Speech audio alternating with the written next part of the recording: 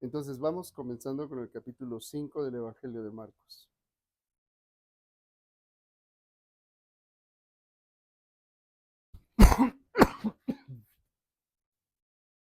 Vinieron al otro lado del mar, a la región de los Gadarenos.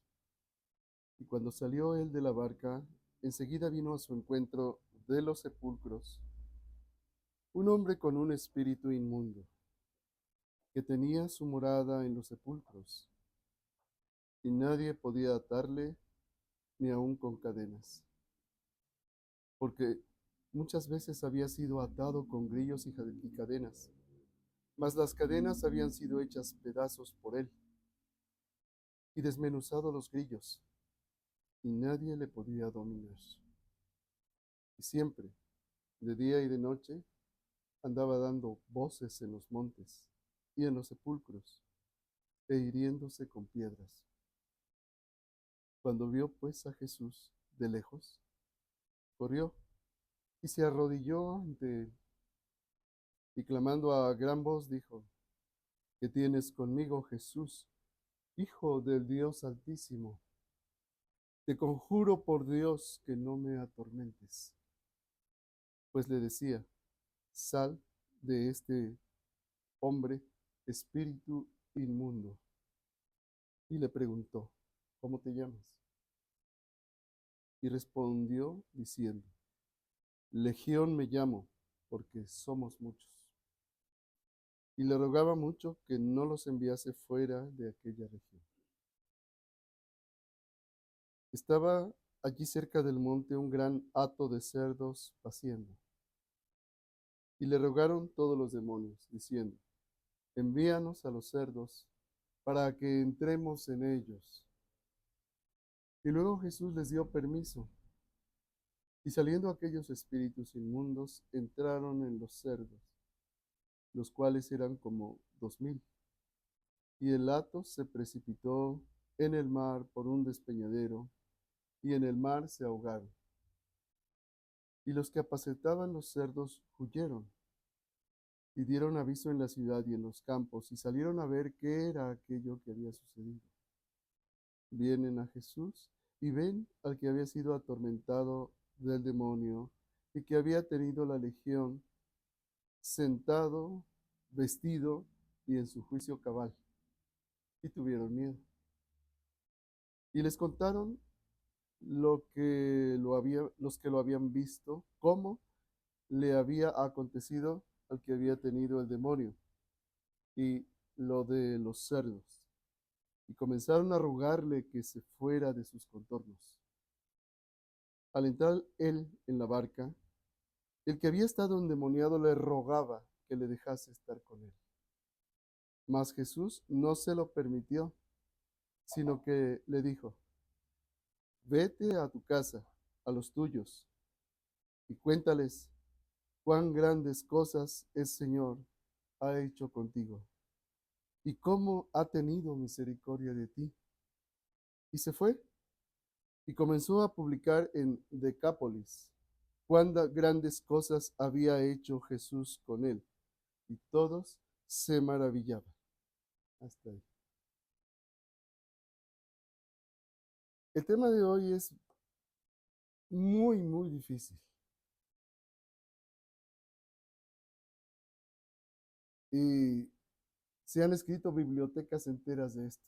Bibliotecas a lo largo de miles de años. Entonces, ¿cómo podría yo darles hoy una enseñanza en un breve tiempo y que ustedes puedan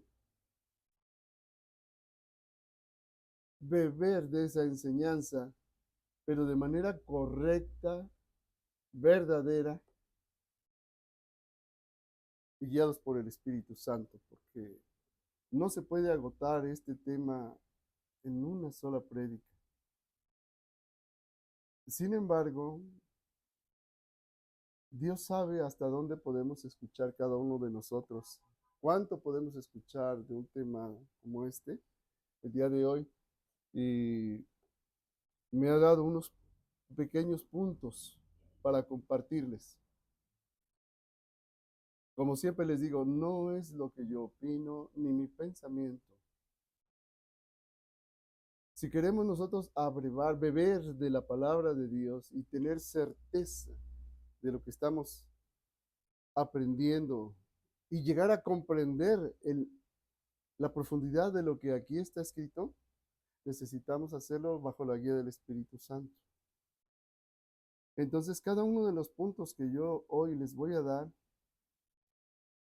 como siempre, están fundamentados en la revelación de Dios, no en lo que pienso, ni en lo que me parece, ni en lo que opino, ni siquiera en lo que digan las ciencias, porque aún las ciencias se equivocan. Y de hecho ven este pasaje, y aquí empiezo, como una forma infantil de entender la realidad. Tú le preguntas a un psiquiatra, a un psicólogo, y le narras el pasaje del endemoniado gadareno, dice, "Sí, en esa época eran bastante ignorantes y no sabían de las enfermedades mentales, no se sabía de la función y cómo del cerebro, pero ahora tenemos la ciencia que nos explica todo". Y así podremos entender muchas cosas. Otros lo ven alegóricamente, otros lo ven religiosamente. Dicen, uy, hoy vamos a hablar del diablo. Uy. Y siempre desde perspectivas bastante erróneas, porque no parten de profundizar realmente qué está sucediendo aquí. Entonces hoy vamos a hablar un poquito, porque esto les digo, esto les da para años de enseñanza. He pasado toda mi vida leyendo años, libros que hablan sobre esto. Y ¿saben qué? La mayoría no llegan a una conclusión, no acaban de comprender este misterio. Y cada quien acaba diciendo, pues, como dice popularmente, pues quién sabe, solo Dios sabe. Como quien dice, nadie sabe nada y solo Dios sabe, y tú no sabes nada. Ni siquiera la Biblia sabe. No, a nosotros Dios nos ha revelado las cosas por su Espíritu Santo. Y si ustedes toman en cuenta estos pequeños hoja de ruta que les voy a trazar, ustedes por sí mismos pueden, bajo la guía del Espíritu Santo y de la revelación de la palabra, comprender lo que nos está diciendo este pasaje. A simple vista, todos entendemos de qué se trata, pero no es así. Un niño puede ver un árbol y en algunas regiones le dirán es un palo, en otras regiones le dirán es un árbol, pero ni siquiera el nombre del árbol conocen. Alguien más instruido sabrá a qué especie de árbol conoce. Si este es un cedro, ¿sí? Esto es un nogal, este es un encino, pero no sabes más allá de ello. Alguien con un mayor conocimiento en botánica podrá entender las características. ¿Por qué nació en ese lugar? ¿Cuáles son las características del clima que necesita? ¿Cuánta humedad requiere? Si es de hoja perenne o se le cae la hoja, si da fruto, y además qué propiedades tiene y cómo se puede utilizar ese árbol, cómo se puede aprovechar la madera, las hojas, la savia y qué beneficios podría dar. Y aún con todo y ese conocimiento quedarse hasta ahí y no hacer nada. Y finalmente alguien sabrá que sabiendo todo ese conocimiento, sabe hacer uso del árbol. Estamos hablando de niveles de entendimiento y no solo de entendimiento, sino de aplicación del entendimiento. Ciencia y tecnología. Así es este pasaje. Yo estoy seguro que entre ustedes hay muchos niveles, hay por lo menos 5 o 6 niveles de entendimiento diferentes, cada quien en su propio nivel. Y yo les voy a hablar, como dice la Escritura, conforme a lo que pueden escuchar. Porque ya es la responsabilidad de cada uno de ustedes descubrir el misterio que se esconde en este pasaje. ¿Ven lo difícil que es tratar de transmitir la palabra de Dios? No es fácil, porque yo puedo tener un entendimiento de lo que aquí está, corroborado por la experiencia y la guianza del Espíritu Santo, pero yo no se lo puedo transmitir a ustedes si ustedes no emprenden un camino para comprender este pasaje. Entonces pongan atención en cada uno de los elementos que les voy a ir dando de este pasaje para que ustedes por sí mismos puedan ir ahondando. De pasar de captar la imagen de un árbol a subir un entendimiento y saber cómo se llama el árbol. Luego, en un tercer entendimiento, conocer las características del árbol. Luego, en un cuarto entendimiento, saber cómo utilizar ese árbol. Y luego, en un quinto entendimiento, utilizar el árbol. En este caso, el árbol de la palabra de Dios. No, entonces, sí me voy explicando en la analogía que les digo. De eso se trata la reflexión del día de hoy. Así que vamos a hablar del diablo. Primer punto. El mejor truco del diablo, y esto lo reconocen todas las personas, ¿saben cuál es? Hacer creer que no existe. Tengan presente primero esto. El mejor truco del diablo es hacer creerles a todos que no existe. Es el coco de los niños. Es una fantasía. O es para ignorantes, para supersticiosos y religiosos. Ahora, nosotros estamos hablando de la revelación de Dios. En el Antiguo Testamento casi no se tiene un entendimiento de quién es el diablo, quién es la serpiente antigua, Satanás, y quiénes son sus ángeles. De hecho, casi nada nos habla el Antiguo Testamento del diablo. Quien más nos habló y el que nos hizo saber la naturaleza, el carácter, el propósito y cómo actúa Satanás es Jesús. En el Antiguo Testamento no lo van a encontrar, fuera de Isaías 14, Ezequiel 28 y alguna referencia con algunas referencias muy vagas. No se entiende quién es el diablo ni sus ángeles, ni su naturaleza. Se confunden las interpretaciones del libro de Job cuando habla de Satanás y se piensa que es el diablo del Nuevo Testamento, pero no es el mismo. Se habla de los vigilantes en el libro del profeta Daniel y no se sabe exactamente quiénes son. Solamente el Señor Jesús descubrió quién es el diablo, quién es Satanás. Y nos dice que es la serpiente antigua, el diablo y Satanás.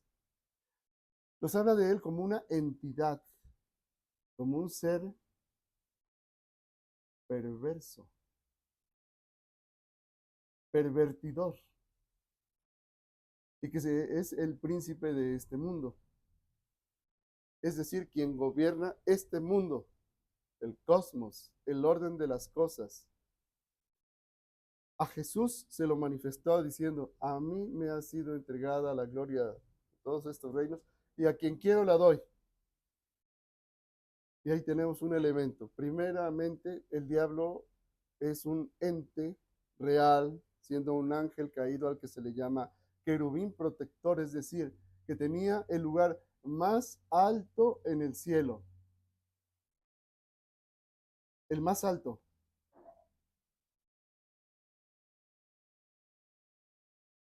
Era el más cercano a Dios. Y nos dice de él que estaba vestido de toda piedra preciosa y los primores de sus instrumentos musicales estaban ya preparados para él antes de que fuese creado. Un ser lleno de gloria y de perfección. Dice que fue derribado por tierra, así que fue arrojado del cielo a este mundo. Y arrastró consigo a la tercera parte de las estrellas del cielo, la tercera parte de los ángeles.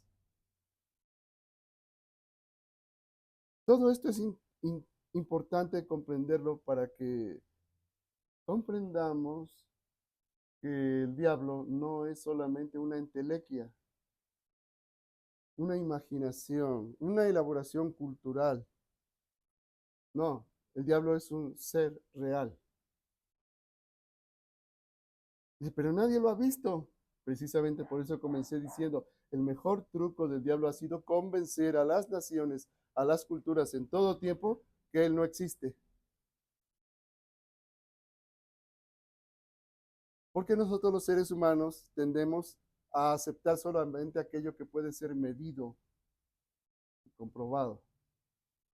Entiéndase método científico. Y todo lo que no sea científico no es real, no sirve, no existe. Pues no, no.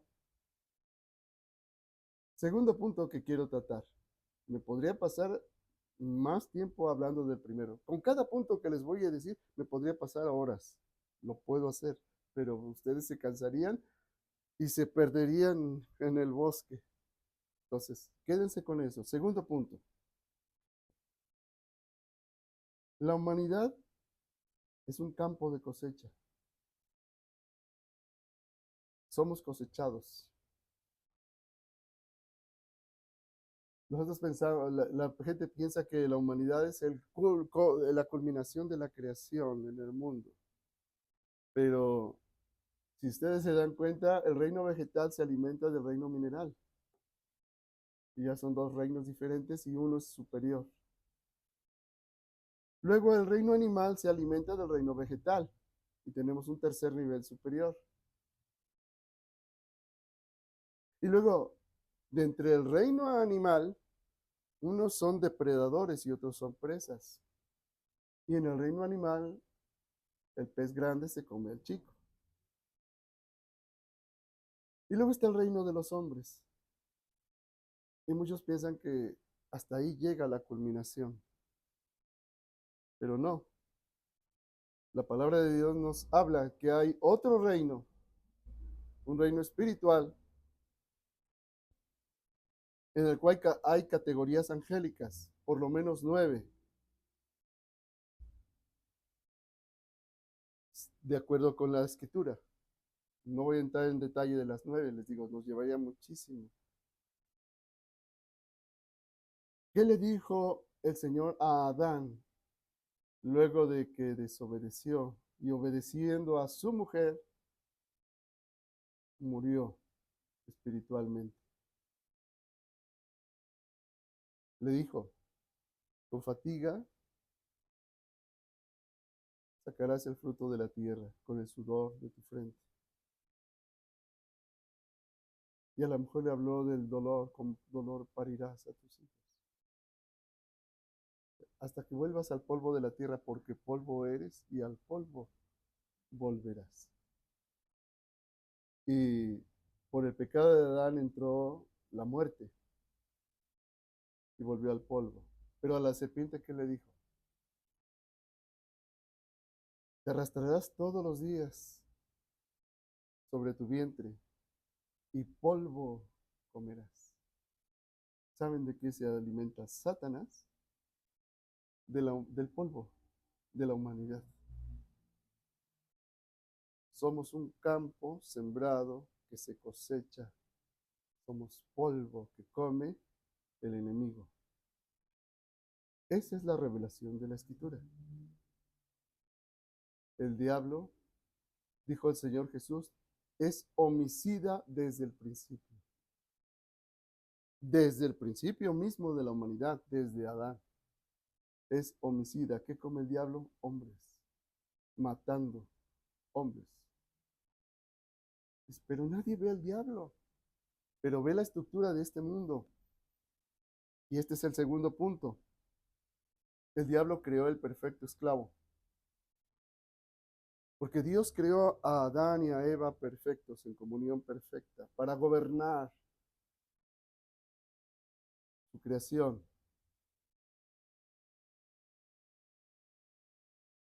Y el hombre voluntariamente se esclavizó a la serpiente antigua, a Satanás. Se esclavizó voluntariamente y aquí está el resultado. Satanás creó el perfecto esclavo.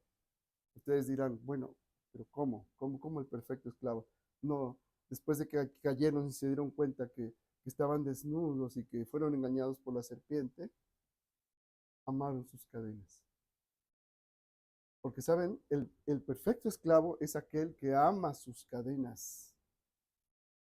No las ve como grilletes, no las ve como algo que lo ata, sino que las ve como algo que ama profundamente. Y cuando un esclavo ama sus cadenas, no necesitan, no se necesita asegurarlo, pero son cadenas invisibles.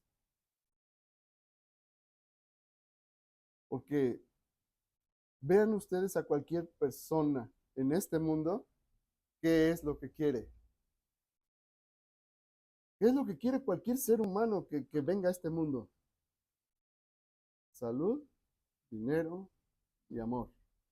Tener un estatus social alto en esta sociedad, tener riqueza, tener poder y tener todo el placer.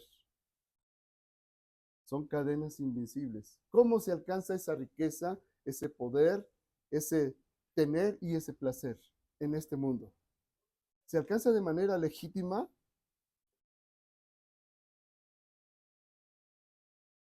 La realidad es que no, hermanos. ¿Cómo se han formado los imperios? El modelo de imperio que tenemos nosotros, por lo menos en este lado del mundo, es el modelo romano. ¿Cómo era el modelo romano? ¿Cómo se alcanzaba el ideal del ciudadano romano? Siendo varón, siendo perfectamente sano, siendo ciudadano romano, naciendo libre. Solo así podías acceder a lo mejor de este mundo. Y el mismo modelo se repite hoy en día en cualquier manera que tú lo veas. Se nos da a los demás un poquitito, ¿para qué? Para que amemos las cadenas. Un poquitito, para que ames el sistema de cosas y todo el mundo anhele y aspire al poder, al placer, a las posesiones, al, a la apariencia del éxito. Y entonces todos son unos perfectos esclavos del sistema de este mundo, porque como está hecho este mundo, es sumamente violento. Voy a ir adentrándome en cada uno de estos puntos. Así que el mejor truco del diablo, primer punto, acerca de que no existe. Y el segundo, haber logrado que la humanidad ame sus cadenas. ¿Quién no anhela ser rico? ¿Quién no anhela ser poderoso? ¿Quién no anhela todo el placer?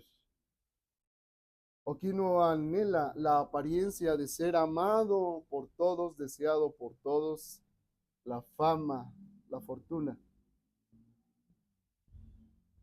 Todos lo amamos, porque en sí mismo no es malo.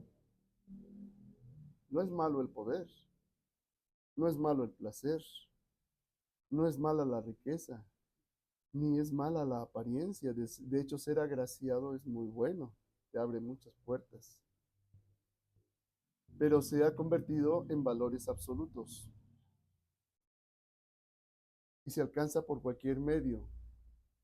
Y cada uno de ustedes, para lograrlo, aplica una ética particular para lograr esos fines, ¿verdad? Ya en otra ocasión les hablé de los 7 tipos de éticas. Hoy no voy a entrar en eso, pero Tenemos una humanidad que ama sus cadenas. Y cuando no alcanza a lograr estar atado a esas cadenas, se frustra, se entristece y se siente irrealizado y que no ha tenido el éxito. Y empiezan un montón de problemas en lo individual, en lo familiar, en lo social, en lo económico, en lo espiritual, buscando soluciones para poder alcanzar y abrazar absolutamente esas cadenas. Espero irme explicando. Le digo, este tema es sumamente difícil, pero trato de esquematizarlo para que ustedes puedan comprenderlo. Así que entonces el Señor Jesús viene a este mundo. ¿A qué viene? Primero de Juan capítulo 3, verso 8 nos lo dice claramente, a deshacer las obras del diablo. Deshacer las obras del diablo. Ahora, ¿cómo lo hizo el Señor Jesús? ¿Cómo lo propone el mundo? ¿Cómo propone el mundo deshacer la injusticia, la maldad? ¿Cómo lo propone el mundo? La revolución, la resistencia, las protestas en las calles. Si es necesaria la violencia, con tal de alcanzar el fin, hay que alcanzarlo. Y en el mundo invisible, el diablo que no se ve está feliz porque está cosechando de ese anhelo de libertad de la humanidad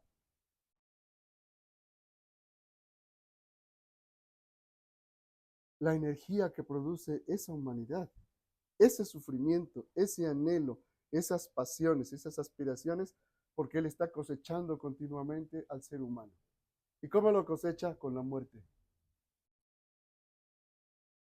¿O habrá alguien que diga, yo no voy a morir?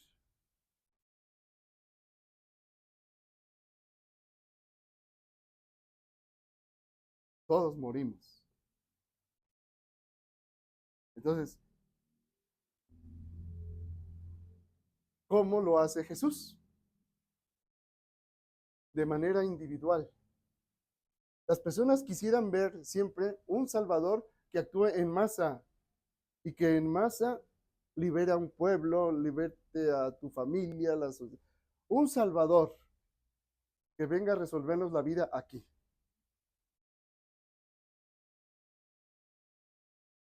Jesús lo hace de una manera diferente. Jesús vino a liberarte a ti en lo individual. Porque cuando tú eres libre en lo individual, enciendes una luz que alumbra toda la oscuridad que te rodea. Pero si amas tus cadenas, esa luz no puede ser encendida.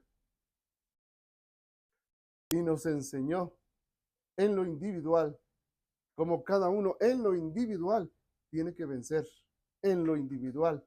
Porque cuando las individualidades se van sumando, se van añadiendo al cuerpo de Cristo que ya venció. Pero todo el mundo piensa al revés. Que venga un Salvador que nos salve externamente. Sí, pero no internamente. Aquí Jesús fue al otro lado del mar, a la región de los Gadarenos. Y cuando salió él de la barca, enseguida vino a su encuentro de los sepulcros un hombre con espíritu inmundo.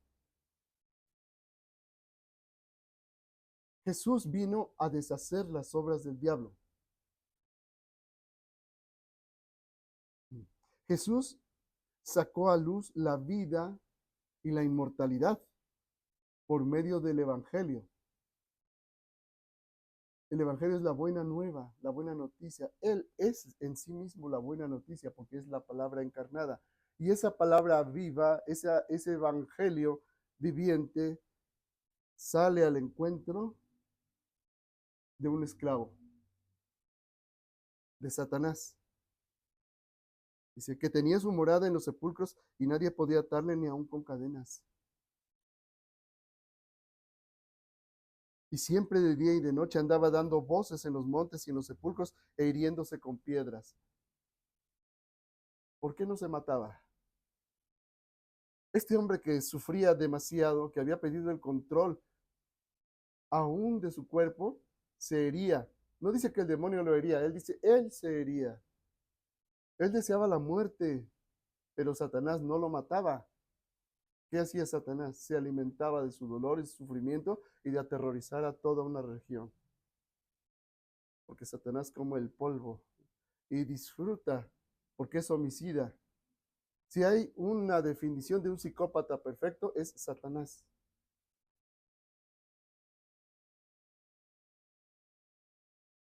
Ahora bien, cuando vio pues a Jesús de lejos, corrió y se arrodilló ante él.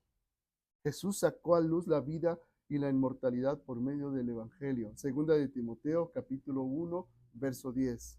Ahora, el Señor vino para evidenciar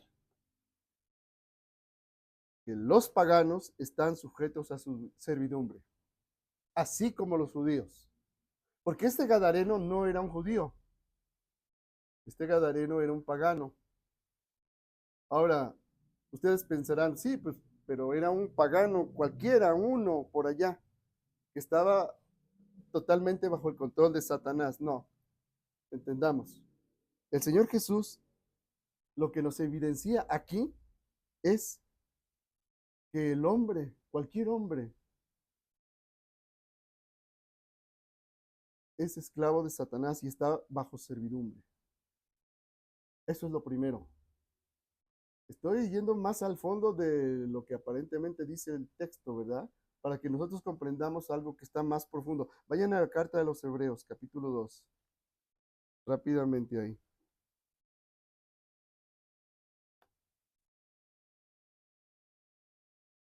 Hebreos 2, versos 14 y 15. Así que, por cuanto los hijos participaron de carne y sangre, está hablando de la congregación de los hijos de Dios, dice, él quién, Jesús, también participó de lo mismo, dice, para destruir por medio de la muerte al que tenía el imperio de la muerte, esto es, al diablo, y librar a todos los que por el temor de la muerte estaban durante toda la vida sujetos a servidumbre. Porque ciertamente no socorrió a los ángeles, sino que socorrió a la descendencia de Abraham. ¿Cuál es la descendencia de Abraham? Los que son de la fe, los que han creído en el Evangelio. Esa es la descendencia de Abraham. La descendencia de Abraham es Cristo y los que han creído en él. Pero aquí nos dice claramente que el Señor Jesús venció por medio de la muerte al que tenía el imperio de la muerte y librar a todos los que por el temor a la muerte estaban durante toda la vida sujetos a servidumbre. ¿A qué servidumbre? A las cadenas que aman, del poder, del placer, de las posesiones y de la apariencia, y de lograr un lugar en este mundo. No es lo que nos enseñan mucho en nuestra cultura, dice, que seas alguien en la vida, que seas alguien. Entonces no eres nadie y te enseñan desde chiquito a amar tus cadenas. Te enseñan hasta que busques un lugar en este mundo. ¿Eh? ¿Se dan cuenta? Aquí Jesús sale al encuentro de un gadareno, pero el gadareno es una tipología también de cualquier ser humano, cualquiera, del que sea. ¿Sí? Así que hay una esclavitud social, que seas alguien en la vida, política. Si las cosas se hicieran como yo pensara, conforme a esta ideología, sería todo bien. Económica, alcanzar la riqueza, como sea, pero alcanzarla. Hay también una servidumbre religiosa, porque si algo ha ocupado Satanás aquí en este mundo, es la religión, para distorsionar realmente quién es Dios, su carácter y sobre todo la verdad del Evangelio. y ha atado. La mejor forma de atar a los hombres y que sigan amando sus cadenas es tener una convicción religiosa que los hace morir por esa convicción, porque piensan que es algo más grande que ellos. Si no, vean a los musulmanes, que por eso se hacen a sí mismos hombres bomba, porque saben que al morir van a ir inmediatamente al paraíso con 72 vírgenes que seguirán siéndolo después de un acto sexual de 1000 años y vuelve a ser virgen. Y todavía le quedan 70 y tantas. Tienen una convicción religiosa.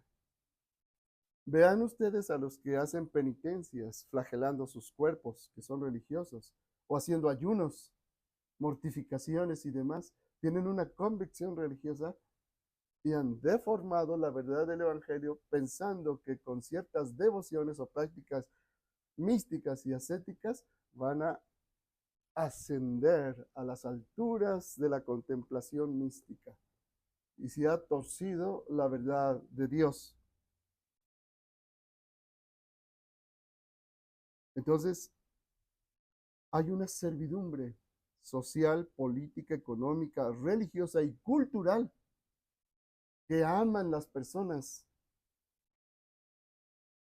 Y vamos a comprobarlo. Vayan a Efesios, capítulo 2. Efesios.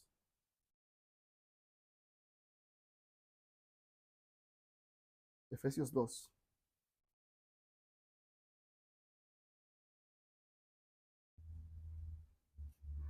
Versos 2 y 3. Dice,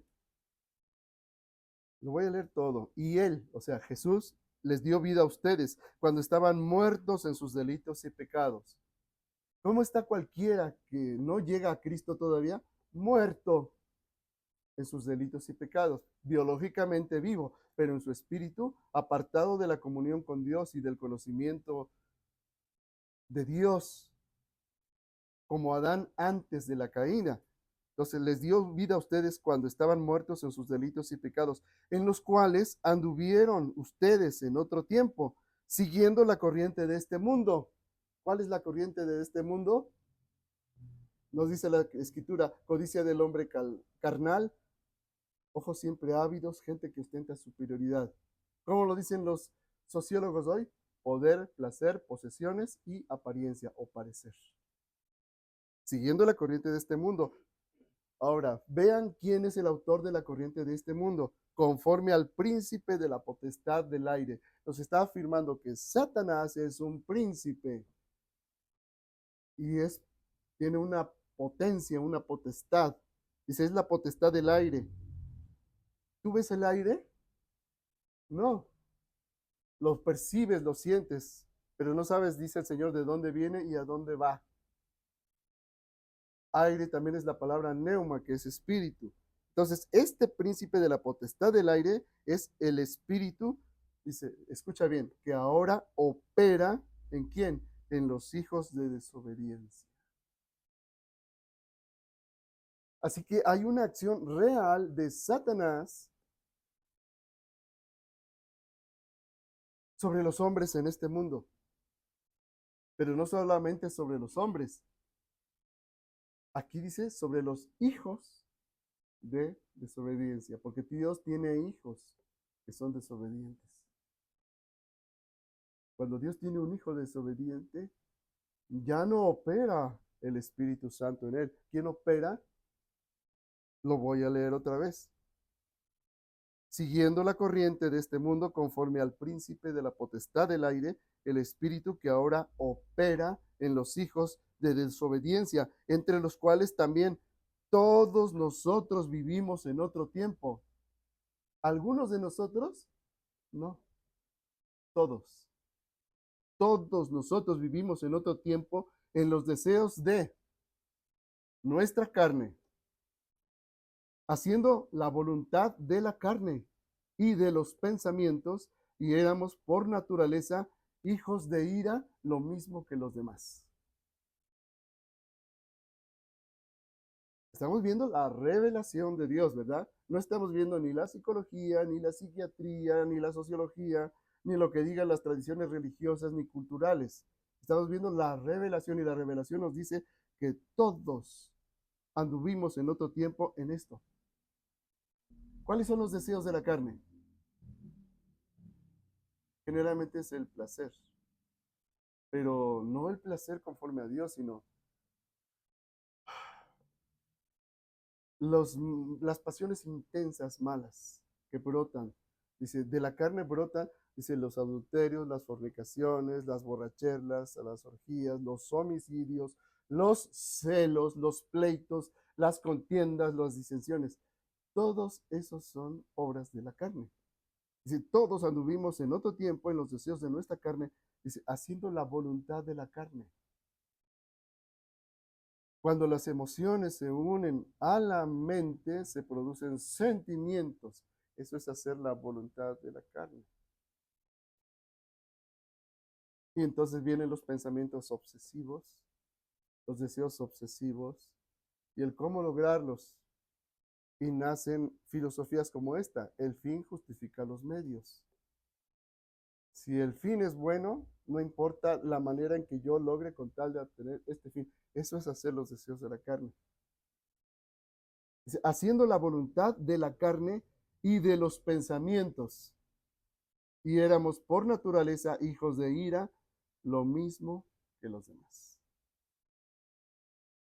Pero Dios, que es rico en misericordia, por su gran amor con que nos amó, aun estando muertos nosotros en pecados, nos dio vida juntamente con Cristo.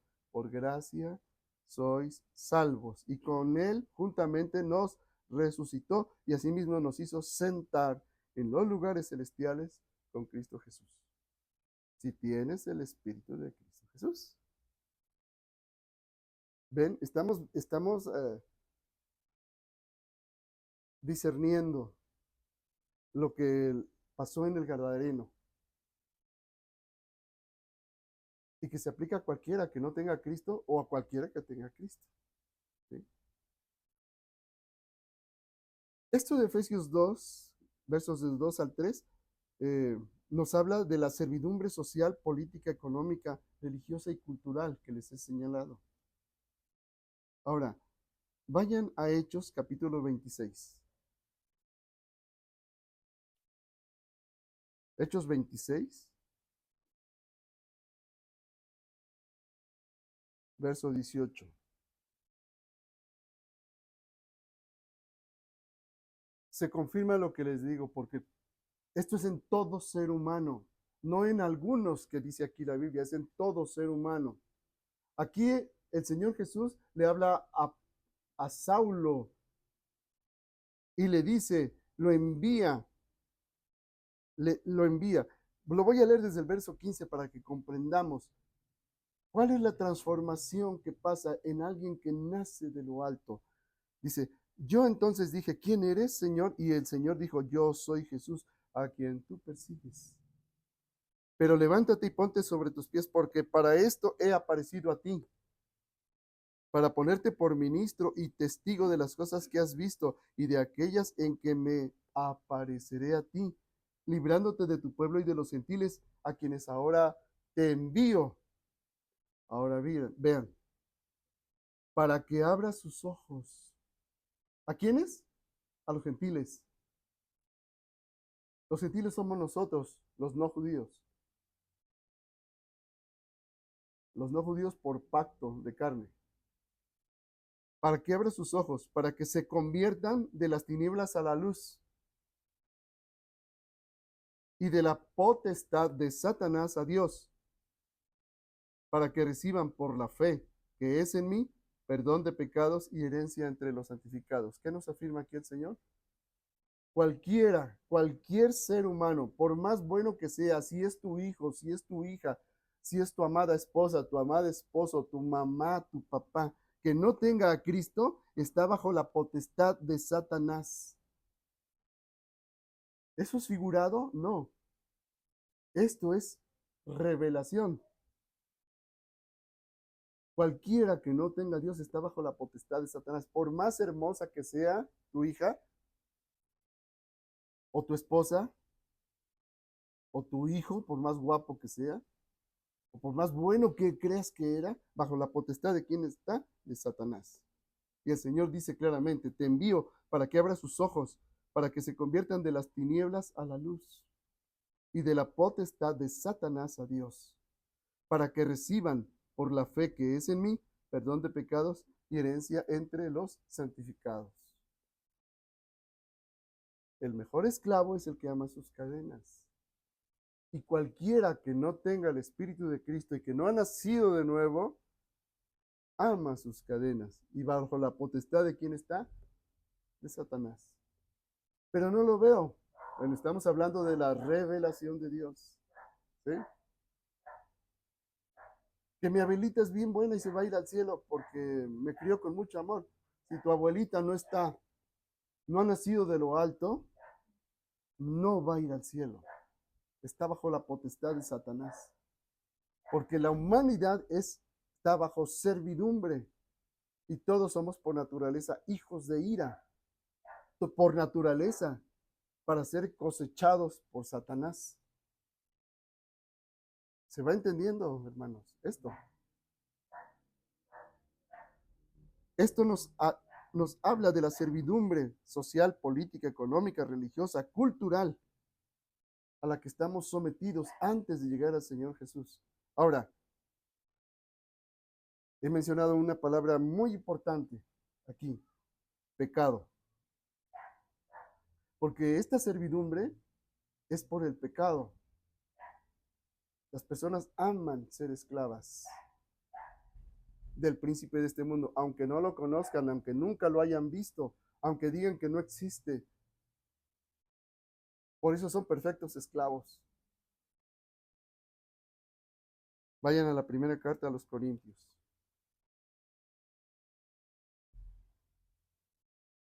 Vayan al capítulo 15, al verso 56.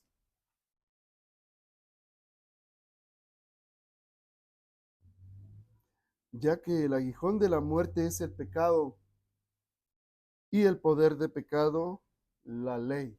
¿Cuál ley? La que Dios reveló. Entonces, ¿la ley es mala? Lo que es bueno vino a ser malo para mí de ninguna manera. La ley no es mala. Entonces, ¿qué es lo que nos da a entender? Fíjense, vayan a la carta a los Romanos, capítulo 7, verso 13.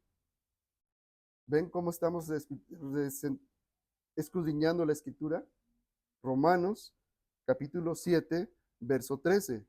Dice, luego, ¿lo que es bueno vino a ser muerte para mí?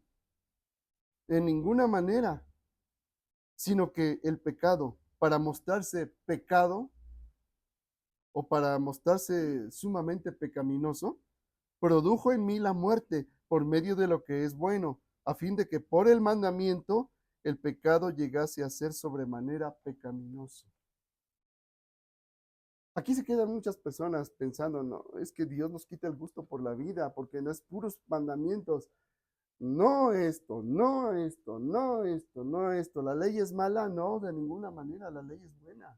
Pero el pecado que mora en mí produjo por medio de lo que es bueno, del mandamiento, la muerte, ya que el aguijón de la muerte es el pecado y el poder del pecado, la ley.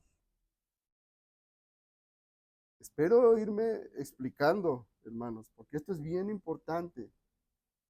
Si hay una palabra que no soportan los esclavos de hoy en día es la palabra pecado.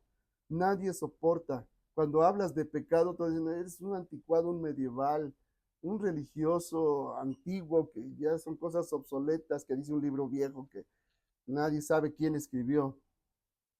Pues sí, porque aman sus cadenas, no están ciegos.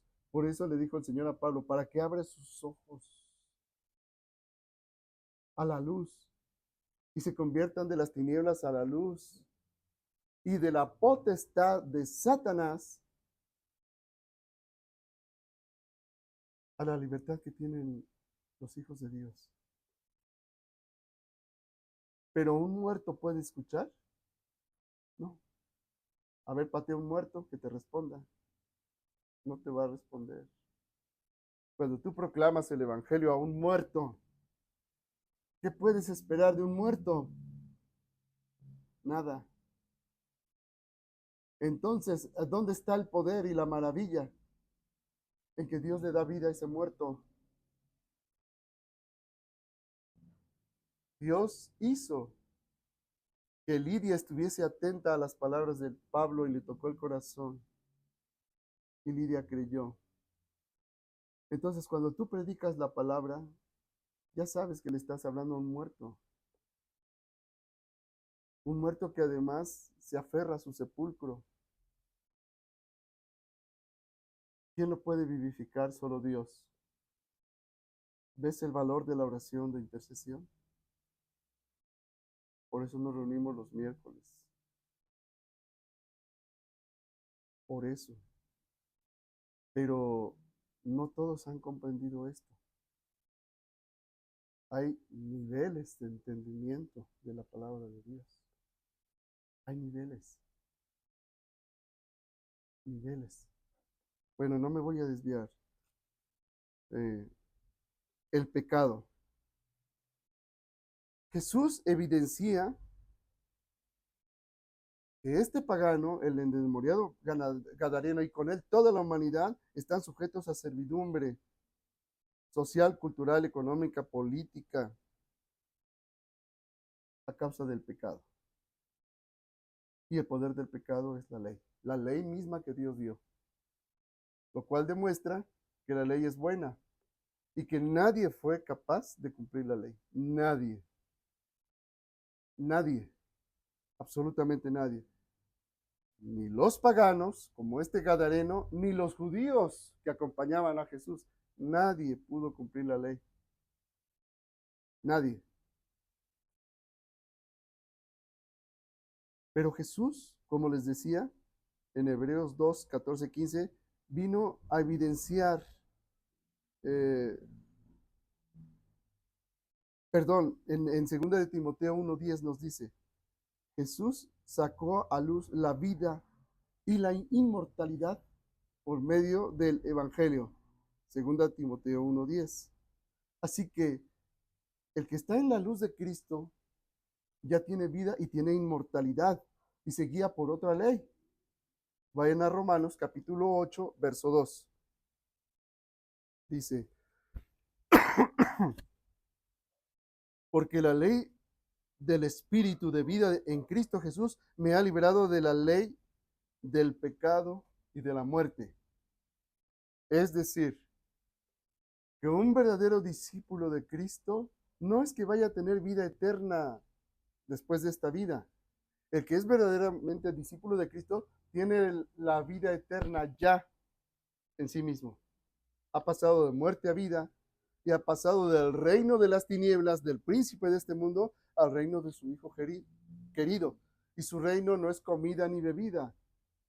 Es decir, no es poder, placer, posesión y apariencia, parecer. Es justicia y paz y gozo en el Espíritu Santo. Por eso se goza el verdadero Hijo de Dios en las tribulaciones, en las aflicciones, en las enfermedades, en las persecuciones, en este mundo, porque desde ya, tiene vida eterna en sí mismo. Y ha sido librado de la ley del pecado y de la muerte.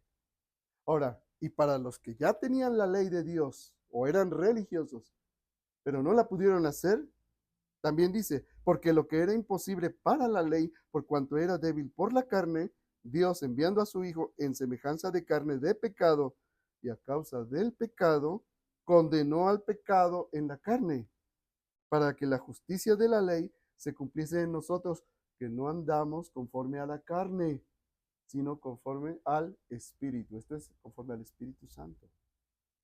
Porque los que son de la carne piensan en las cosas de la carne. ¿Bajo qué potestad están? Bajo el príncipe de este mundo.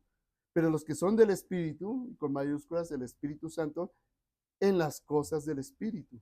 Porque el ocuparse de la carne es muerte, pero el ocuparse del Espíritu es vida y paz, por cuanto los designios de la carne son enemistad contra Dios, porque no se sujetan a la ley de Dios, ni tampoco pueden. Por eso el que es religioso solo es reprimido porque tarde o temprano va a explotar su carne y se va a rebelar contra la ley de Dios y va a decir, qué pesado es creer en Dios y los mandamientos no se pueden hacer. Sí, porque está en la carne.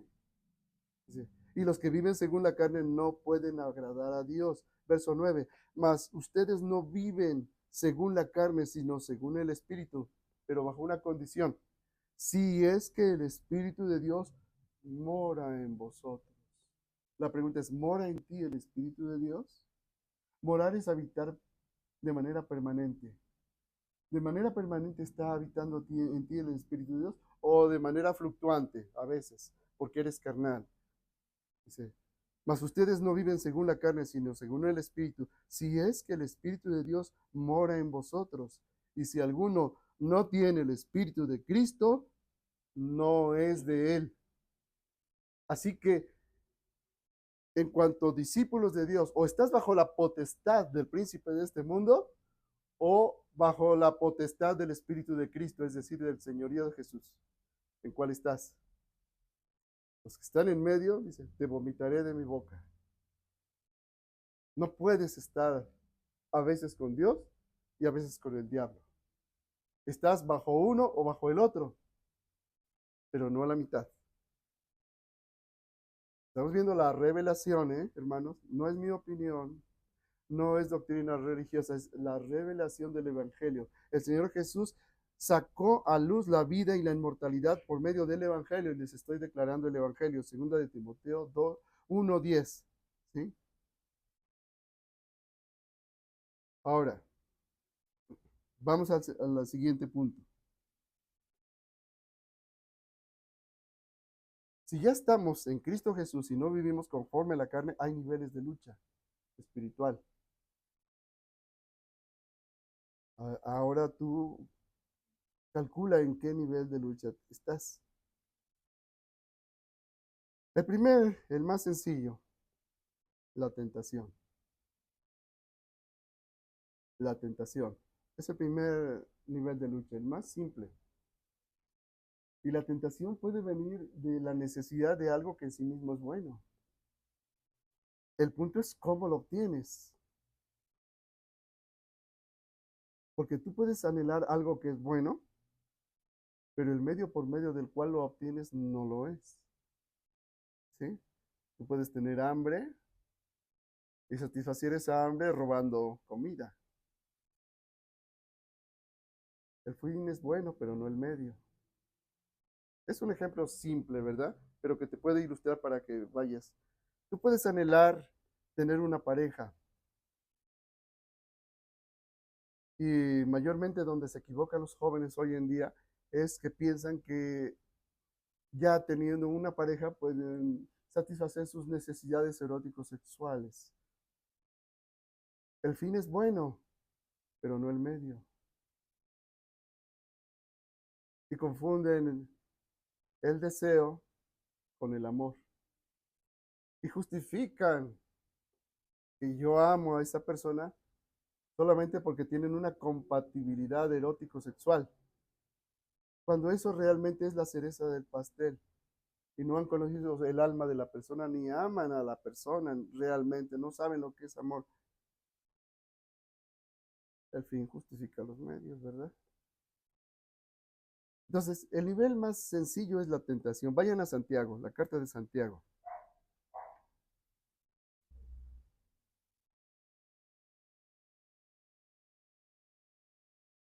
Santiago, capítulo 1, versos del 13 al 16. Dice, cuando alguno es tentado, no diga que es tentado de parte de Dios, porque Dios no puede ser tentado por el mal, ni él tienta a nadie, sino que cada uno es tentado cuando de su propia concupiscencia es atraído y seducido. Entonces la concupiscencia, después que ha concebido, da a luz el pecado. Y el pecado, siendo consumado, da a luz la muerte. Hermanos, amados míos, no erréis. ¿Qué es la concupiscencia? Es el deseo intenso por algo. Y puede ser un deseo legítimo, Pero cuando no se vuelve legítimo, cuando ese intenso deseo no está conforme a la revelación de Dios. Entonces, ¿puedes tener un intensísimo deseo por tu esposa? Sí, y está bien, Dios lo hizo. O por tu esposo, sí, está bien, Dios lo hizo. Pero puedes desear con intensidad a otra persona que no sea eh, la mujer de tu pacto o el hombre de tu pacto. No, eso es concupiscencia. Y cada uno es tentado cuando de su propia concupiscencia es atraído y seducido. Entonces, la concupiscencia o el deseo, después que ha concebido, ¿dónde se concibe el deseo? En la mente. Ahí está. Ahí da luz el pecado. Antes de la comisión del pecado está la comisión en la mente. Antes. Y aquí es donde muchas personas piensan, bueno, entonces yo no he pecado. Hay quienes físicamente no han pecado por infidelidad, pero en su mente ya lo han hecho. Hay quienes físicamente no han asesinado a nadie, pero en su mente ya asesinaron a muchas personas. A sus amigos, a sus enemigos, a sus papás, a su jefe, a su compañero. Ya asesinaron a medio planeta. Y el Señor claramente ha dicho, el que odia a su hermano es un asesino y en el asesino no está la vida de Dios. El que tiene rencor, odio y resentimiento es un asesino. Dirán, no, pues las leyes no lo castigan eso, sí. En las leyes de este mundo no se castiga eso, no se castiga el deseo, se castiga la acción consumada, pero Dios castiga aún el deseo, porque el Evangelio parte de la intencionalidad misma del ser humano. Así que el Evangelio de Cristo es más profundo y el entendimiento del mandato es más profundo de lo que a veces pensamos. Dios conoce la profundidad del corazón, solo Dios la conoce. ¿En dónde está tu corazón? ¿En rebelión a Dios como hijo de ira o bajo el Espíritu de Cristo? ¿Tienes la mente de Cristo o tienes la mente de este mundo, amando tus cadenas? Eres el perfecto esclavo del príncipe de este mundo. Y déjenme decirles, en las empresas, en la política, en los juzgados, está lleno de esclavos que aman sus cadenas. Y si el perfecto psicópata es Satanás, esos lugares, esas empresas, esos trabajos, esos jefes están llenos de psicópatas. Ya se lo he dicho en otras ocasiones. Se calcula por lo menos el 5%, hasta el 5% son psicópatas. El 1%, del 1 al 3% son psicópatas de esos al estilo Hannibal Lecter de la película del silencio de los inocentes. Pero la mayoría son psicópatas integrados. ¿Qué es un psicópata integrado? Aquel que sirve perfectamente para el sistema. Y muchas empresas han entendido que necesitan psicópatas para que tomen decisiones frías, totales, que den la máxima ganancia a su empresa, no importando a quién se lleven por delante. Y si en México somos 130 millones, ¿cuánto será el 5%?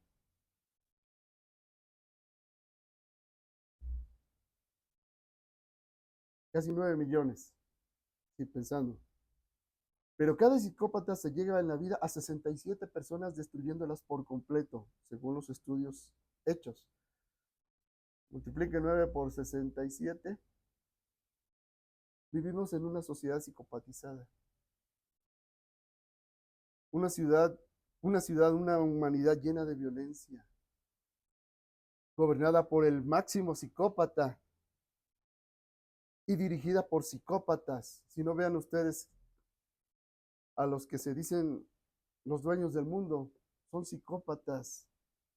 Elon Musk, Donald Trump, Vladimir Putin, son los más visibles, pero está lleno de psicópatas. Yo he conocido en la vida muchos psicópatas. En la congregación han habido psicópatas. Y en la congregación han habido narcisistas, de lo que dice la Biblia, segunda de Timoteo, capítulo 3, versos del 1 al 19, nos dice claramente la descripción de los narcisistas y de los psicópatas y nos dice un consejo, la revelación. A estos evita. No te dice que los conviertas.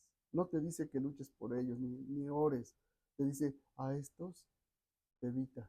Pero ¿saben qué? ¿Cuál es el error de muchos de nosotros? Que siguen conviviendo con narcisistas y psicópatas. Cuando el fin de lo que te van a hacer ellos es tu daño. Y allí están hijos, hermanos, hermanas, parejas, padres. La escritura te dice, a esto se evita. ¿Ven cómo el diablo está más presente de lo que piensas? Pero muchos dicen, no, nunca he visto al diablo. No, pues ahí está. Ahí está caminando entre nosotros, con nosotros, todos los días en la calle donde caminas. Y aún ha entrado a la iglesia, a la congregación. ¿Se dan cuenta de lo delicado que es esto, hermanos? Yo puedo tener un entendimiento de las cosas, pero lo que importa es qué estás comprendiendo tú de lo que yo te estoy transmitiendo. A estos evita. Te van a llevar a tu destrucción. ¿Cómo estás decidiendo? ¿Sí me explico, hermanos? Yo no puedo ir más allá de lo que ustedes me permiten saber. Y aunque sé cosas, yo no puedo ir más allá, porque no se puede ayudar al que no quiere ser ayudado. ¿Sí? ¿Me explico? No se puede. Aunque ames a esa persona, no se puede. Bueno, el primer nivel es el más sencillo, la tentación. Segundo nivel, la obsesión. Todos hemos experimentado obsesiones en algún momento. Yo les decía, vean, por ejemplo, el efecto de la publicidad es tal que a veces hasta estás cantando el comercial de moda. Y cuando llegas te dices, "Mira, ¿por qué estoy haciendo esto?" Bueno, no digo que yo lo haga, no, gracias a Dios, no. Pero cuando no estaba fuerte en el Señor y no lo conocía, sí, hace muchos años. Pero hemos llegado a un punto tan delicado ahorita en la sociedad, hermanos, y yo quiero que lo tengan bien presente. Se los vuelvo a decir, aunque ya muchas veces se lo he dicho. El mismo presidente de la República de Chile, Sebastián Piñera, lo dijo. Podemos modular la mente de las personas con la tecnología 5G. Podemos modularla. El cerebro es hackeable. Ya es una verdad científica. Que lo han dicho. El cerebro es hackeable. La zombificación de la sociedad es una realidad. Ahora eres adicto al celular, está siendo hackeado, está siendo zombificado. Tú puedes decir que eliges libremente, no, estás amando tus cadenas. Porque el algoritmo es más inteligente que tú y sabe cómo hacer que ames tus cadenas y estés atado ahí al TikTok todo el día y al final te sientas saturado, sobrepasado. Te sentiste tan bien que estás tan saturado que ya no sabes distinguir lo que está bien de lo que está mal. Y esto es tecnología, hermanos. ¿Por qué creen ustedes que los dueños de estas tecnologías no permiten que sus hijos chiquitos usen celulares? Porque saben lo que hace la tecnología. Pero tú te sientes tan listo que dices, no, yo no.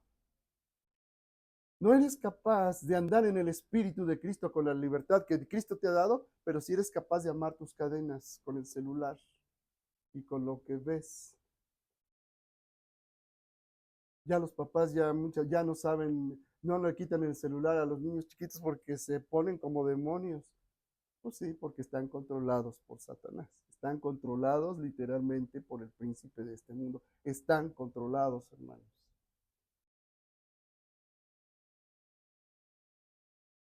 Ya se usan en los ejércitos armas de pulsos de ciertas ondas de frecuencia que fríen el cerebro cuando hay masas revelándose.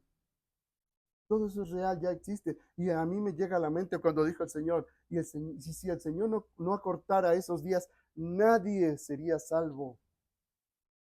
Pero en atención a los que han de ser salvos, aquellos días serán acortados. Yo siento esa convicción que ya estamos en esos días. ¿O eres de verdad del Señor, guiado por el Espíritu de Dios, o estás bajo la potestad del príncipe de este mundo? Ya el príncipe de este mundo nos cosecha, matándonos a través del pecado, quitándonos la vida. Pero ahora ya llegó a un nivel más profundo, el alma, la mente.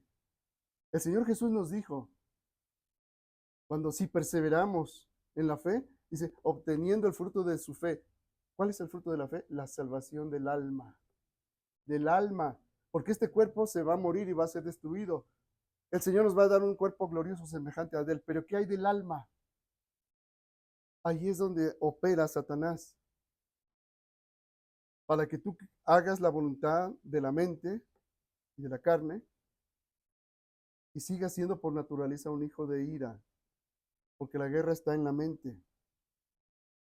¿En qué piensas? ¿Qué es en lo que piensas? ¿Qué dominan tus pensamientos? Hay algunas personas en las que la predominancia de su pensamiento es el odio. En otras es el planear, planificar el mal. En otras es la lujuria todo el tiempo.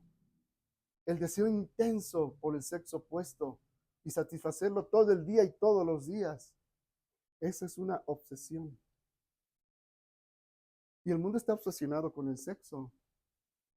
Prácticamente desde los chicles hasta cualquier cosa está dominando por la exacerbación de la erotización. Todo, que es lo que está en la mente. Y ahí están los pensamientos obsesivos. ¿Sí? Y si además esto ahora la mente ya es hackeable y puede ser modulado, porque de hecho sepan, de hecho la televisión es una forma de hipnosis. Es una forma de hipnosis. Yo me acuerdo cuando estábamos chicos y a alguien les hablabas a las personas y estaban tan embebidas en el programa de la televisión, les hablabas y no te contestaban. ¿Eh? ¿Ah? Pero pues es una forma de hipnosis. Pues ahora, con tantos miles de canales que hay y con el celular, ya están bien zombificados. Yo me acuerdo cuando empezaban a salir los celulares y el primer comercial que salió se veía extrañísimo, porque pasaban a una persona caminando de manera normal y empezaba a observar que todos estaban así. Se veía en el autobús y veía las cabezas y todos agachados. Ibas y veía toda la gente caminando. Tú decías, no, pues están tristes, ¿no? Están tristes. No, estaban en el celular. Cuando bajaban más la cámara. Y no había celulares. Ahora velo, lo vemos, es lo más común en cualquier lugar. Tú vas caminando y hasta te evitan sin voltear a verte en la calle caminando. Todos con el celular están hackeando la mente porque dicen, ahora es mejor, la mejor manera de controlar a los esclavos no es causándoles solo terror o miedo, sino que se sientan a gusto con sus cadenas, que amen sus cadenas. Vamos a controlarlos por medio del entretenimiento. Que se acabe una mente que es capaz de pensar críticamente. Ya no se diga conforme al Evangelio. Eso es pedir milagros. Pues sí, pero el Dios de los milagros lo hace en sus hijos. Vean la superioridad del espíritu de un hijo de Dios. Una persona que no tiene a Dios alcanza hasta el pensamiento crítico, pero un hijo de Dios va más arriba. No solo en el pensamiento crítico, sino en tener la mente de Cristo. es más alto todavía. Pero aún los hijos de Dios no se dan cuenta. Como les he dicho, y se lo reitero nuevamente, por favor, recíbanlo con amor. No veamos aquí en la congregación, en las convivencias, gente sacando el celular. Estando aquí presentes con todos, pero aislados al mismo tiempo de todos, ajenos a conocer el corazón de las personas, porque están ensimismados en el celular, aunque estén con todos. ¿Se dan cuenta? Presentes físicamente y ausentes en su mente, en otro lugar, en otro espacio. Obsesión. La obsesión va a la mente. Vayan a la segunda carta a los Corintios, al capítulo 12.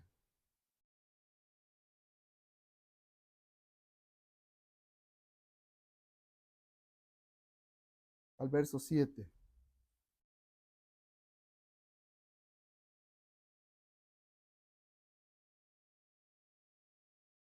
Seguimos hablando del punto de la obsesión, porque seguimos estando en una naturaleza caída.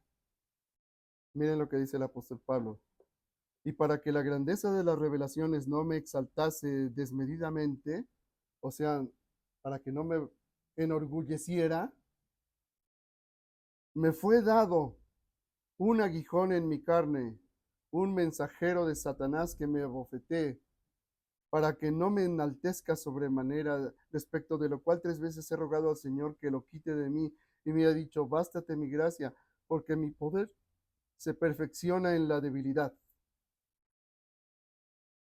Aquí hablamos de un hombre lleno del Espíritu de Dios, apóstol a las naciones, a los gentiles, que recibió por revelación del mismo Cristo y fue arrebatado al tercer cielo. Bueno, él dice, para que yo no me engrandeciera, yo soy el último apóstol en el desierto, literalmente, para que no dijera que él era el mero, mero después de Cristo, se le fue dado un aguijón en la carne, un delegado de Satanás.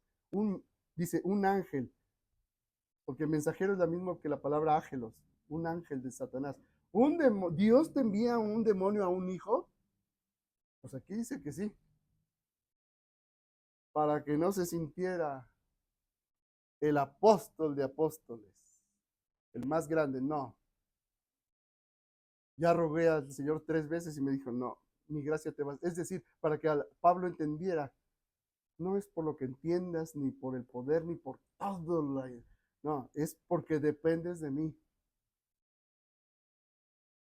El mayor peligro de nosotros es pensar que ya sabemos lo suficiente de Dios como para caminar solos. Lo suficiente ya sé de Dios para hacer mi propio cristianismo a mi modo. Me congrego cuando quiero, estudio cuando quiero, oro cuando quiero, porque ya entendí tanto la Biblia que ya no necesito que nadie me predique nada. Bueno, yo te preguntaría, ¿has visto cara a cara al Señor Jesús como Pablo? ¿Te ha sido revelado el Evangelio como Pablo de la boca del mismo Señor Jesús?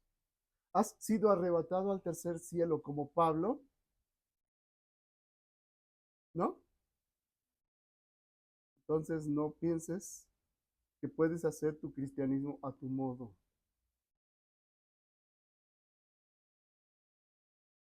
o la iglesia a tu modo. Dios puede enviar un mensajero de Satanás que te abofetee para que no te enorgullezcas, para que no seas soberbio. O tal vez quieres alcanzar, has insistido tanto en un pecado intencionalmente que el Señor dice, ok, esto quieres, entonces ahí te mando un mensajero de Satanás. Y te frustra en tu propio deseo, te abofetea por tu pecado. Sí me voy explicando, hermanos. Estamos descubriendo el misterio de cómo actúa Satanás. Aunque nadie lo vea ni sepa, no. Estamos viendo cómo la palabra de Dios nos enseña, cómo actúa. Si aún en el mismo Pablo le envió un ángel de Satanás para que le diga, toma, toma, toma, para que aprendas a no sentirse el apóstol de apóstoles, imagínate a ti y a mí. ¿Ve? Vayan al Evangelio de Lucas, capítulo 13.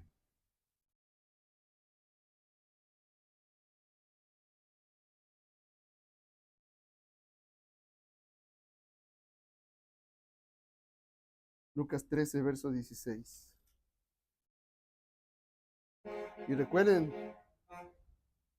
que cuando alguien escuche esta prédica grabada, dirán, no, estos fanáticos locos. No, recuerde el que escuche esta grabación. Para el hombre natural, las cosas del espíritu son locura, porque hay que discernirlas espiritualmente. Pero para el hombre natural, no entiende nada. Así le estuviera hablando Jesús mismo glorificado frente a frente, no le entendería nada a esto que estamos viendo el día de hoy. Esto es solamente para los que tienen la mente de Cristo. ¿Sí? Entonces, Lucas 13, verso 16, dice, y a esta hija de Abraham que Satanás había atado 18 años, ¿no se le debía desatar de esta ligadura en el día de reposo? Aquí esto lo quise citar para que ustedes vean que eh, Satanás actúa también sobre los hijos de Dios. Aquí nos dice, afirma claramente el Señor Jesús de una hija de Abraham, la mujer encorvada, que Satanás había atado 18 años y que el Señor Jesús desató de esa ligadura. Hay enfermedades que sí vienen porque estamos en una naturaleza caída y se curan con medicina, pero hay ciertas enfermedades que son acción directa de Satanás también. Cuando esto es así, oramos para que el Señor desate a la persona de esa enfermedad y el Señor sana a la persona. ¿Sí? Porque es hija de Abraham, es decir, es una persona de fe, de obediencia a la fe. Y nos hace estar conscientes que tenemos lucha no contra carne y sangre, sino contra principados, potestades, gobernadores de las tinieblas, huestes espirituales de maldad en las regiones celestes. A veces cuando nos enfermamos no es por una causa natural, a veces es por Satanás. Y por eso oramos por la sanidad cuando estamos enfermos. Porque a veces no es una causa natural. Y no es como muchos dicen, es que eran ignorantes hace 2000 años. No, la Biblia distingue claramente cuando es una causa natural de una causa espiritual, en este caso maligna, de Satanás. Por eso tenemos que orar, hermanos, por nuestra sanidad. A veces no sabemos, ¿sí? Y el Señor nos sana. ¿Sí? Bueno, estamos hablando de la obsesión. Finalmente, el último grado de opresión demoníaca es la posesión. Ya ni siquiera es tentación diabólica ni obsesión, es la posesión, cuando la persona pierde completamente la facultad de controlar su propio cuerpo. Y aquí entra el caso de lo que estamos leyendo hoy, el Gadareno. Él mismo vivía en los sepulcros y se hería y nadie le podía dominar. Dice, le podían cadenas y grilletes, eran de hierro, ¿eh? Pero ahí se ve el origen no humano ni físico, sino espiritual, un nivel mayor que lo atormentaba y disfrutaba torturándolo. De eso se alimentaba del sufrimiento de esta persona. Bueno, ese es el último grado y es la posesión. Ahora, ¿qué hizo el Señor cuando vio a este hombre? Dice, clamando a gran voz, le dijo a Jesús, ¿qué tienes conmigo, Jesús, Hijo de Dios Altísimo? Te conjuro por Dios que no me atormentes, porque le decía, sal de este hombre espíritu inmundo. ¿Cómo le decía? No le estaba gritando. ¿Cuál es la idea de la posesión que nos da Hollywood y las películas? Ponen a un sacerdote con su estola, su agua bendita, su crucifijo, gritando, sal de él, sal de él. y se ha hecho una caricatura del poder de Dios. Y se ha hecho ver como que es bien difícil liberar a una persona poseída. Dios me ha permitido a mí libertar a personas poseídas de Satanás. Pero no es para nada lo que dicen las películas, ni es a gritos, ni es mediante un ritual religioso. No, es la autoridad de Jesucristo. Jesucristo dijo simplemente, sal de este hombre. No se puso a gritar, ni a hacer un exorcismo, ni a hacer un ritual, ni a echarle agua bendita, nada de eso. Porque la verdadera autoridad espiritual obedece el mandato de Cristo. Jesús simplemente le dijo, sal de ahí. Y miren que estaba desde lejos, porque lo dice claramente. Cuando vio Jesús de lejos, corrió y se arrodilló en él. Desde lejos el Señor le había dicho, sal de él. Cuando hay una persona o una manifestación diabólica en una congregación o en tu casa, no tienes por qué ponerte a gritar. Si tienes en verdad comunión con Dios, si tienes en verdad autoridad espiritual, simplemente sal de él. Aquí en la congregación muchas veces yo he reprendido al diablo. Bajito. El diablo oye bien, oye perfectamente y tiene que obedecer. No a mí, tiene que obedecer a la autoridad de Jesucristo. Y si tú estás y tienes la mente de Cristo y estás en comunión con Dios y estás lleno del Espíritu Santo, nada más dile al diablo, fuera, Satanás. Porque no es tu grito, ni lo que hagas, es tu comunión con Dios. Y este es un ejemplo que nos enseña cómo se echa el diablo. Yo les he contado en otras ocasiones cómo hace tiempo, gracias a Dios que ya no me ha pasado, el Señor nos lleva por una escuela en lo personal, en lo individual a cada uno. Y conforme tú vas venciendo, vas confiando más en el Señor y te da más autoridad. Como un demoniado allá en la gasolinera iba atrás de mí gritando y me maldiciéndome de todo y agarró una piedra como así de grande y la tuvo en sus manos sostenida, amenazando que me iba a golpear. Ni siquiera le di el gusto de voltearlo a ver. Le dije, cállate, déjame en el nombre de Jesús. Y el endemoniado atrás, nada más lo que hizo fue aventar la piedra atrás de mí. E hice. Y así muchas otras anécdotas, muchas otras cosas que he vivido. Y es para que el Señor nos muestre que no está.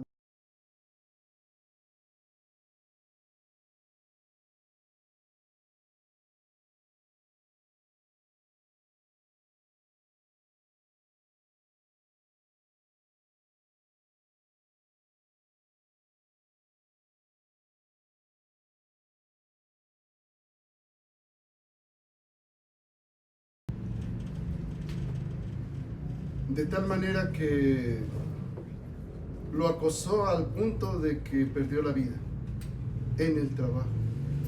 Yo le dije, mira, cuando pasen estas cosas, y esto es válido para cualquiera de nosotros, cuando tú ves una situación que está más allá, o simplemente es un asunto delicado donde puede haber un asesinato, un conflicto, ¿quién está actuando ahí, operando en los hijos de desobediencia? Satanás. Pero tú tienes una autoridad mayor que él. Reprende a Satanás. Dile, fuera, diablo, en el nombre de Jesús. Y si tú tienes esa convicción, porque eres hijo de Dios, porque estás en comunión con él, el diablo no le queda otra más que obedecerte. Y a lo mejor está el conflicto ahí, pero la persona reaccionará y luego ni sabe por qué está haciendo lo que está haciendo. Porque está bajo la potestad del príncipe de este mundo. Pero tú no peleas con armas carnales. No peleas gritando hay personas con las que ya no puedes ni razonar. Reprende a Satanás y verás lo que sucede. Dime si no, porque yo lo he vivido varias veces. Reprendes a Satanás y Satanás no le queda otra más que irse.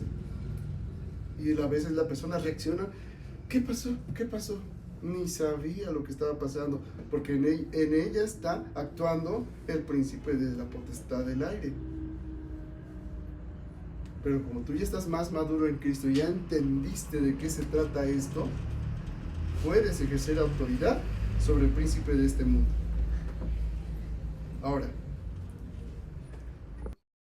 Ahora bien, y ya para terminar, nosotros somos de Dios, pero el mundo está bajo el poder del maligno. Y yo espero que después de esta reflexión ya veamos con mayor claridad y entendamos mucho mejor lo que el Señor hizo con este Gadareno, qué nos está enseñando. Vayan a la primera carta del apóstol Juan.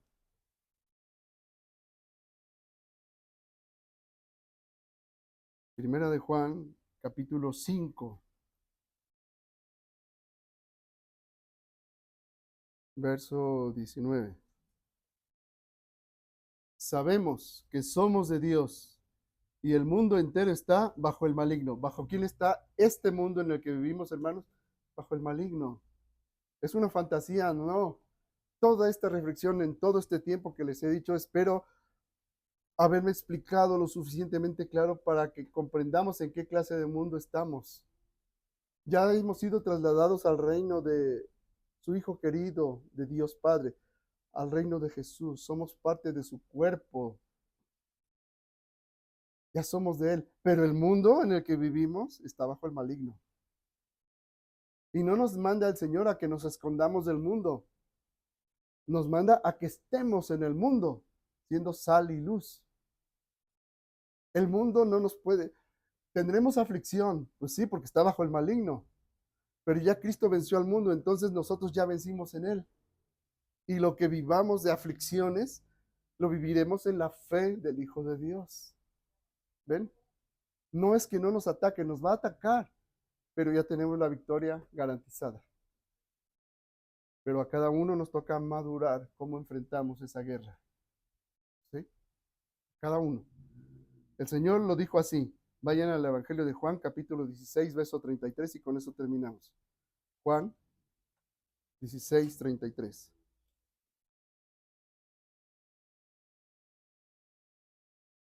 Y estas palabras del Señor Jesús son ahorita, son actuales, no fueron desde hace 2000 años, son en este momento para ti ahora, terminando esta reflexión. Esto te dice el Espíritu de Dios, el Espíritu de Cristo. Estas cosas les he hablado para que en mí tengan paz. Y yo espero que ahorita tengas paz con lo que te he dicho. Estas cosas les he hablado para que en mí tengan paz. En el mundo tendrán aflicción, pero confíen, si tengan fe, yo he vencido al mundo. Amén.